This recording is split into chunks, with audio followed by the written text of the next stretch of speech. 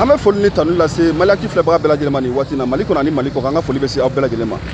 Ni ye accident jugumanba ye min kɛra Kati yan nɔ bi sɔgɔmada in na. I b'a ye k'a fɔ ko sotaramantigi fila olu de tun bɛ ka ɲɔgɔn gɛn passagers u bɛ ka bɔ Kati u bɛ ka taa Bamako. Sotaramatigiw ye ɲɔgɔn gɛn mobili yɛrɛ kɔnɔna la. I b'a ye k'a fɔ ko hali passagers yɛrɛ sɔrɔla minnu kulera k'a fɔ ko i bɛ ka vitesse ta na an ye ko a kɛ to i ka an jigin fɛrɛ minɛ i k'an jigin k'o kuma bɛɛ fɔ chauffeur-kɛ ɲɛna. Chauffeur-kɛ y'i ban.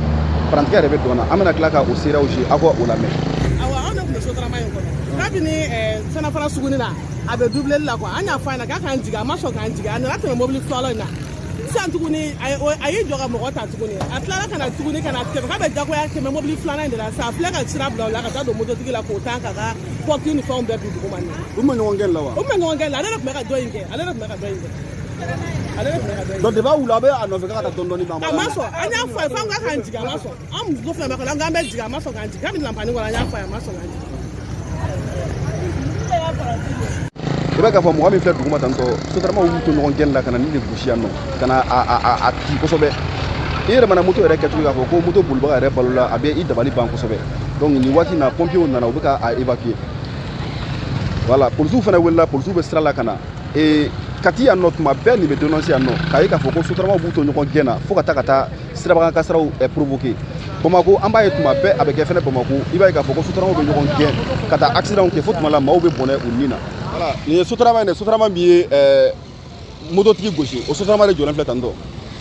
Nin y'o sotarama de tantɔ i b'a ye k'a fɔ ko u mago foyi de tɛ adamadenw ni kunna adamadenw ka kɛnɛya la adamadenw ka taa ni ka segin na nɔgɔya kɔnɔna la olu kɔni ko dɔrɔn u bɛ buruburu min sɔrɔ olu ɲɛ bɛ o dɔrɔn de la.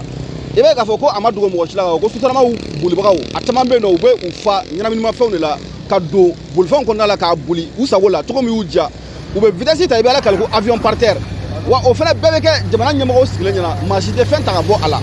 parce que a bɛ se degré dɔ la fo jamana ɲɛmɔgɔw k'u responsabilité assumer par rapport à cette situation parce que n'a ma ɲɛ ko ala ye nɔgɔya kɛ olu ye olu bɛ faso ka mobili kɔnɔna la k'a boli olu wo a n'u ka denbaya olu mago tɛ jɔ sotarama tali la mais u k'a dɔn k'a fɔ ko maliden fanba caman bɛ yen nɔ ala ma bolifɛn nɔgɔya olu ye olu ka fɛn bɛɛ gulonnen don sotarama de la walima taxi walima moto taxi ninnu walima senatɔgɔma olu ka tangasen gulonnen don olu la donc n'a ma ɲɛ k'a fɔ ko malidenw de fana ka moyen de transport kɛra sotarama ye et ça devient urgent à ce que u ka se ka sotarama ninnu bolili u ka se ka